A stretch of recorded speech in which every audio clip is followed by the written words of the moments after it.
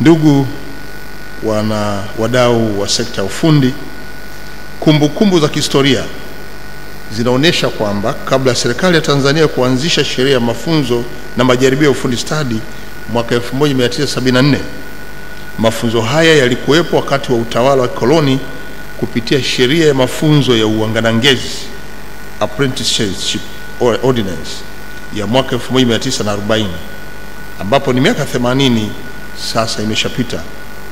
Wakati huo wananchi walikuwa wakipatiwa mafunzo ya ujuzi kwa vitendo, hasa katika sekta za kilimo, ujenzi na viwanda. Miaka 50 iliyopita, takriban miaka 13 baada ya kupata uhuru, nchi yetu ilianzisha sheria ya mafunzo na majaribio ya ufundi stadi mwaka 1974. Sheria hii ilileta mabadiliko makubwa katika utoaji wa mafunzo ya ufundi stadi kwa kuanzisha mfumo wa mafunzo vyuoni pamoja na mafunzo viwandani, implant training. Baada ya utekelezaji wa sheria hii kwa takriban miaka 20, wadau mbalimbali wa sekta binafsi walijitokeza na kuanzisha vyuo vya mafunzo ya ufundi stadi, hali iliyosababisha uhitaji wa mamlaka ya udhibiti kwa lengo la kusimamia ubora wake. Lakini pia mwaka 1994 ilitungwa sheria ya mamlaka ya elimu na mafunzo ya ufundi stadi ambayo sasa tunayo ya VETA. Ndugu wadau, leo tunaadhimisha mafanikio ya miaka 50 ya uanzishwaji wa mafunzo ya kitaasisi wa kiserikali wa usimamizi wa elimu na mafunzo ya ufundi stadi. Mfumo huu umeleta mabadiliko makubwa katika sekta ya elimu na mafunzo ya ufundi stadi nchini, na aidha tunasherehekea pia miaka 30 ya VETA, taasisi ambayo imekuwa na mchango mkubwa katika kuendeleza na kusimamia mafunzo ya ufundi stadi na kukuza ujuzi wa vijana wetu wa Tanzania. Maadhimisho haya yanatupa fursa ya kutafakari mafanikio tuliyoyapitia, changamoto zilizozipitia na zilizopo, na njia bora kuendelea mbele kwa kuhakikisha kuwa elimu na mafunzo ya ufundi stadi yanakuwa na ubora na kuwa jawabu la changamoto mbalimbali, ikiwemo upatikanaji wa huduma, bidhaa, ajira na maendeleo ya kiuchumi. Malengo mahususi ya kuwa na maadhimisho haya pia ni pamoja na kukumbuka na kutathmini mafanikio ya mfumo ambao hatua kadhaa zimepitiwa, na katika kuboresha na kuendeleza sekta ya mafunzo ya ufundi stadi. Tangu kuanzishwa kwa mfumo huu miaka 50 iliyopita, tutakuwa tumejifunza mengi ambayo tutajadili kupitia maadhimisho haya. Hii itasaidia sana kutambua mafanikio yaliyopatikana na changamoto zilizopo ili ziweze kushughulikiwa. Lakini mbili, kupitia sherehe hii miaka 50 inatoa nafasi ya kutathmini maendeleo ya elimu na mafunzo ya ufundi stadi katika muktadha wa maendeleo ya taifa zima, na hii inajumuisha mafanikio yaliyopatikana, mapungufu yaliyobainika, njia bora za kuboresha zaidi huduma hii muhimu. Tatu, tutaka kuimarisha uhusiano kati ya serikali na wadau. Sherehe hizi pia ni fursa ya kuimarisha uhusiano kati ya serikali, taasisi za elimu na wadau wengine katika sekta ya ufundi stadi.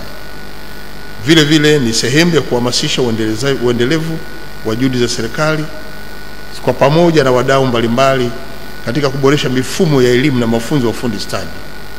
Lakini nne, ni hamasa kwa vijana wa Kitanzania. Tunaposherehekea miaka 50, hii ni njia mojawapo ya kuongeza hamasa kwa vijana kuhusu umuhimu wa kujiunga na mafunzo ya ufundi stadi, na sherehe hizi zinatoa ujumbe kwa vijana kuhusu fursa za ajira na maendeleo zinazotokana na ufundi stadi.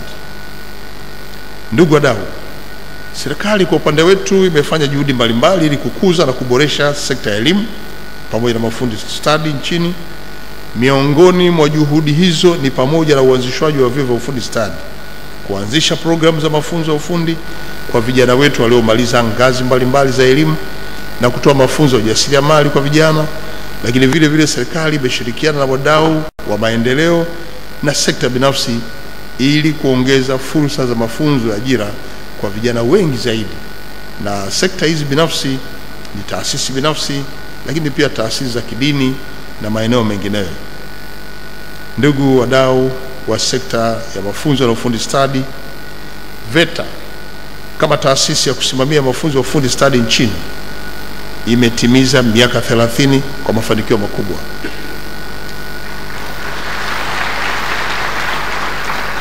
VETA imejidhatiti katika kuboresha mafunzo, kuanzisha programu za mafunzo ya ufundi stadi katika nyanja mbalimbali, na imefanya kazi kwa karibu na sekta binafsi na mashirika ya kimataifa ili kuhakikisha kwamba mafunzo yanayotolewa nchini yanatoa majawabu ya kupata huduma, bidhaa na ujuzi unaohitajika kwenye soko.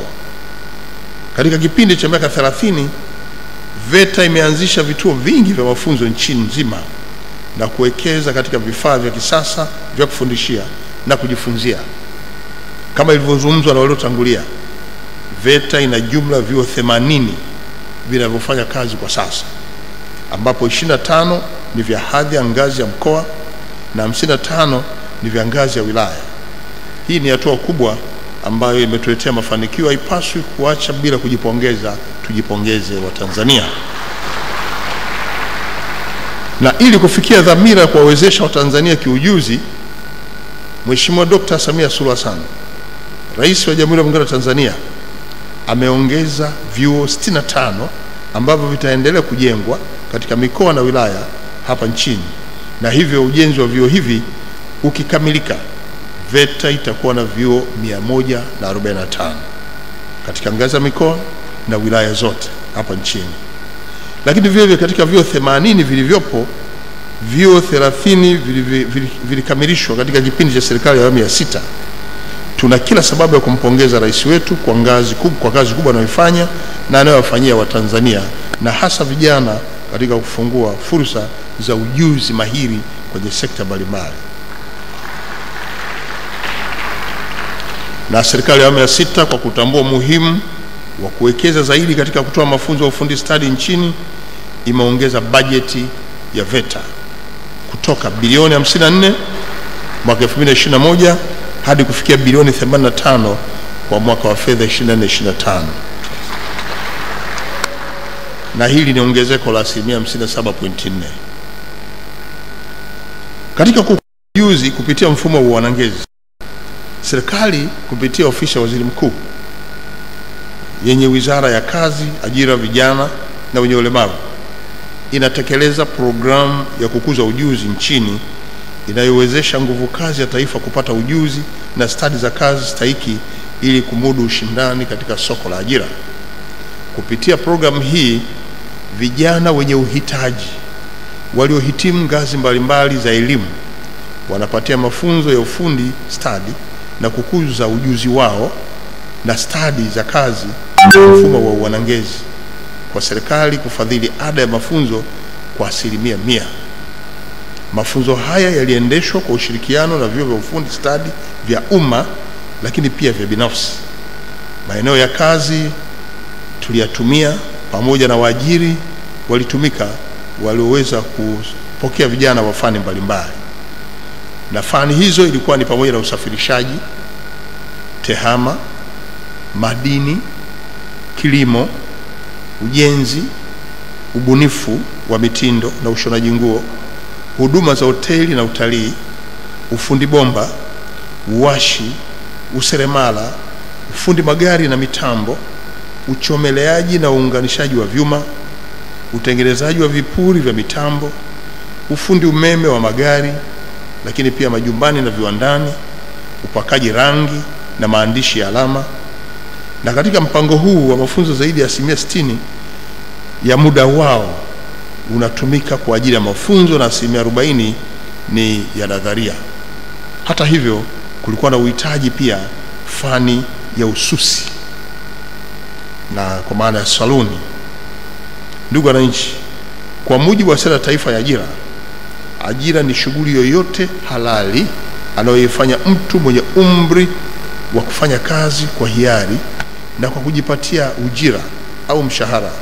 Na ajira inaweza kawa ajira ya ujira kwa maana ya wage or paid payment, ambapo mtu anakuwa na ameajiriwa na mtu au taasisi ambayo haimiliki, au ajira binafsi ambapo mtu anakuwa amejiajiri mwenyewe na ajira hii binafsi inaweza kuwa kwenye sekta rasmi na shughuli inayotambulika na mamlaka mbalimbali za serikali, na mhusika analipa kodi na tozo zote zinazohusika. Hii ndio tofauti ya ajira rasmi na ajira ambazo si rasmi.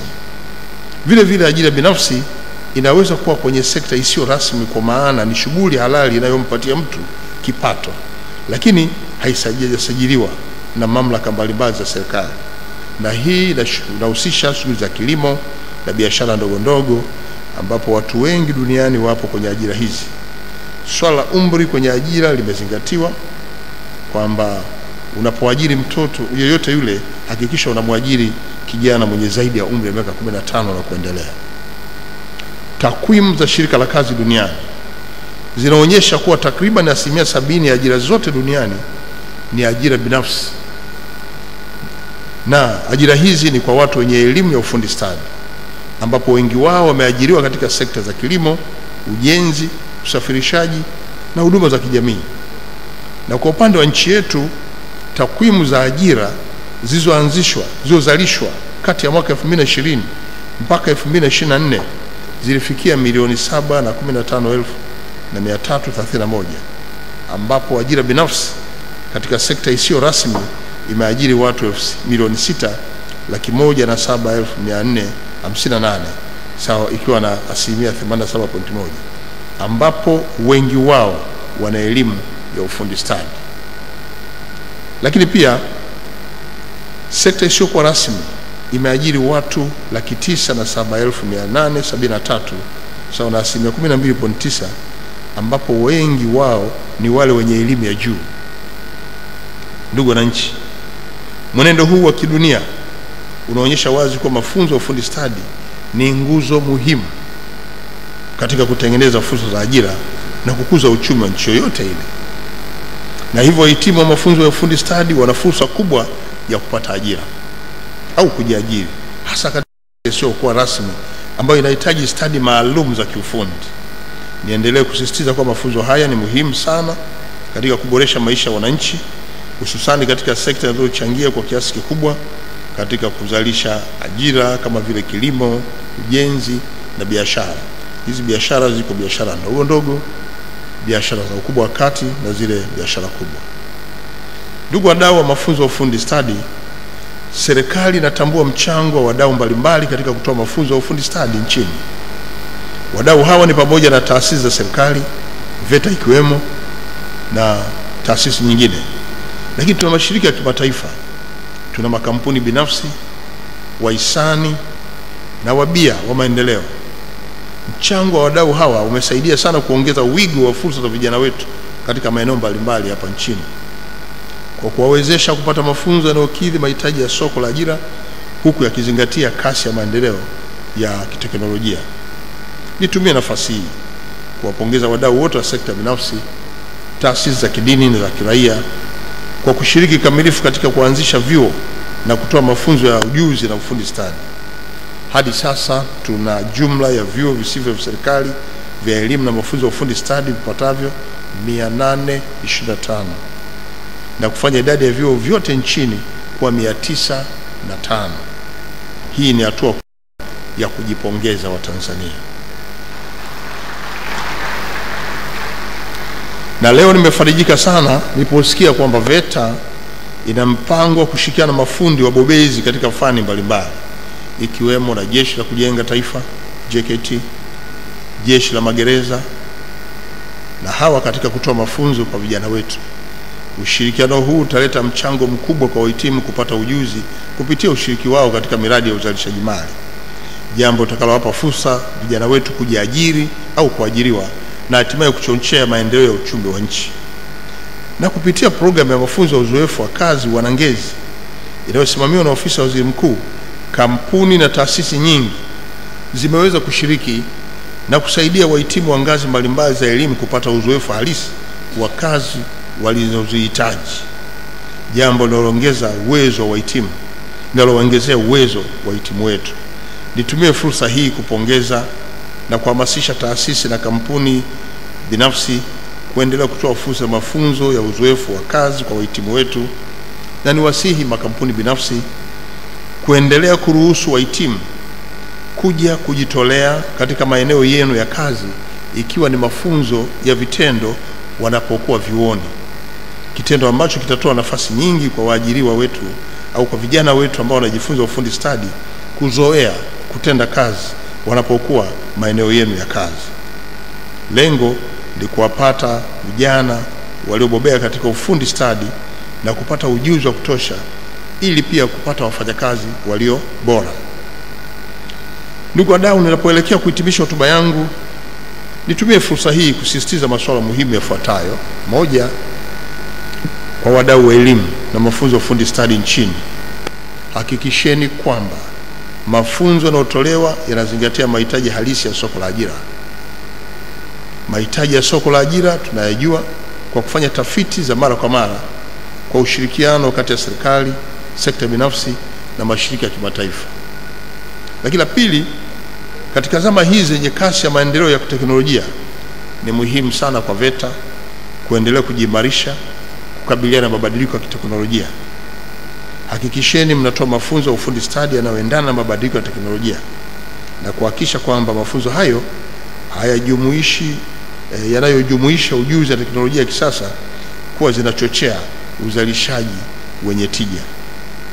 Tatu, kwa Wizara ya Elimu yenyewe, Sayansi na Teknolojia, kwa kushirikiana na Ofisi ya Rais TAMISEMI, pia Wizara ya Viwanda na Biashara, hakikisheni vyuo vya ufundi 65 vinavyoendelea kujengwa na serikali vinakamilika haraka ili kuongeza fursa za mafunzo katika wilaya kwa vijana wetu ili waweze kupata ufundi mapema iwezekanavyo.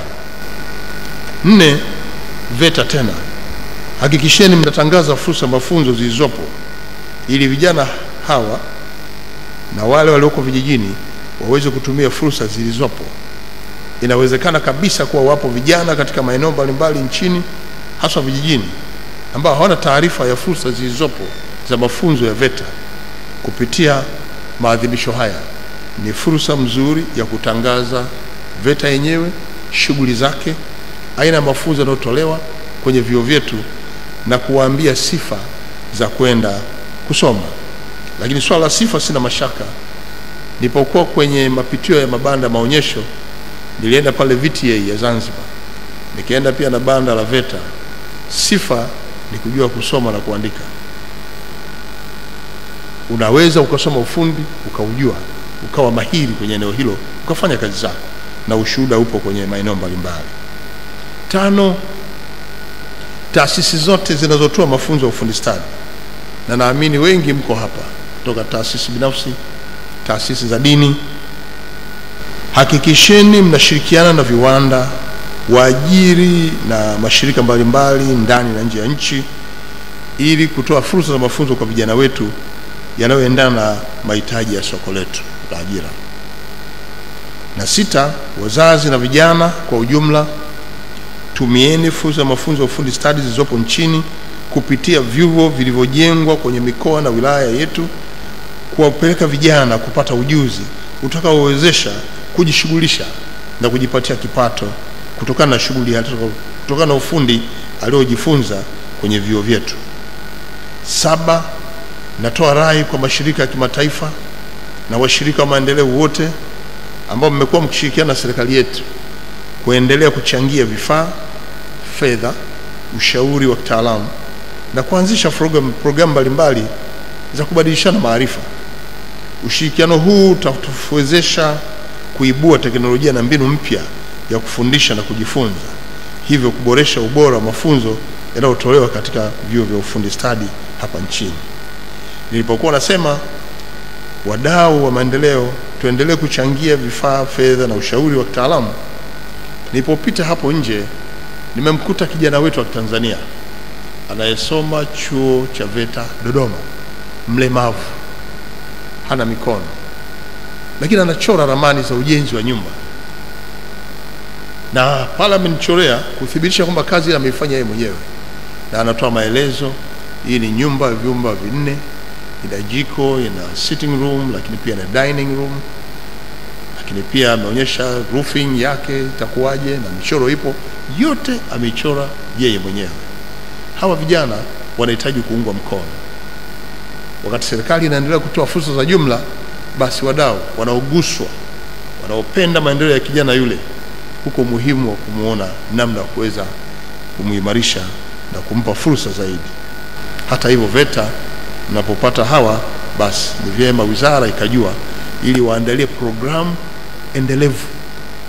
Baada ya kumaliza, asirudi nyumbani akabaki tu, achukuliwe kijana huyu mlemavu na ujuzi wake, aendelezwe, anapojianzishia aonyeshwe fursa za kupata mikopo, ili aweze kukopa mikopo kwa ajili ya mtaji wa kuanzisha taasisi yake. Huu ndio mkakati wa serikali, na kwa hiyo mkurugenzi mkuu wa VETA agiza wakuu wa vyuo nchini kutambua vijana hawa ambao wanapata ujuzi. Na ya mwisho, nitoe wito kwa Watanzania wote na taasisi zote mbalimbali za umma hapa nchini kuwaunga mkono wazalishaji wetu na wajasiriamali waliopo nchini kwa kununua bidhaa zao na kuzitumia bidhaa hizo wanapozizalisha, ili ziweze kuwawezesha wao wenyewe kuendeleza uzalishaji wa bidhaa hiyo, lakini pia kushiriki katika ujenzi wa uchumi na kukuza mapato yao binafsi na taifa kwa ujumla.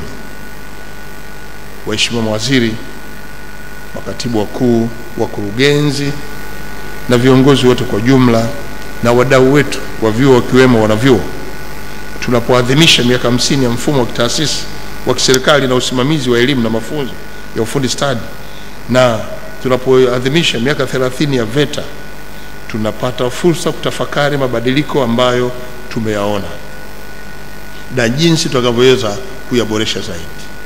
Tumieni fursa ya maadhimisho haya kuweza kuweka mwelekeo wa kitaifa, kutoa ushauri wa namna kuboresha mafunzo stadi hapa nchini. Wale ambao mnaendesha vyuo, mna nafasi nzuri ya kueleza changamoto. VETA yenyewe ina nafasi nzuri ya kueleza changamoto zilizopo na namna kuzitatua.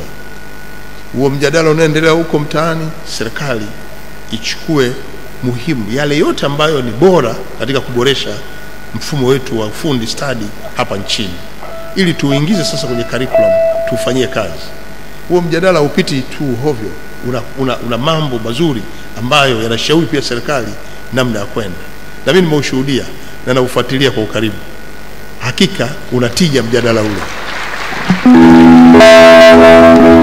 Ule mjadala unatija kwa sababu wako ambao wanapinga, lakini wengine wakuja kurekebisha, na wako ambao wanasema namna mzuri ya kwenda vizuri, ili na sisi tuweze kubadilika na kwenda. Kwa hiyo tutumie pia nafasi hii ya maadhimisho haya, kwamba maadhimisho yamekuja wakati mzuri kwenye mjadala huo, twende nao vizuri na tufanyie kazi.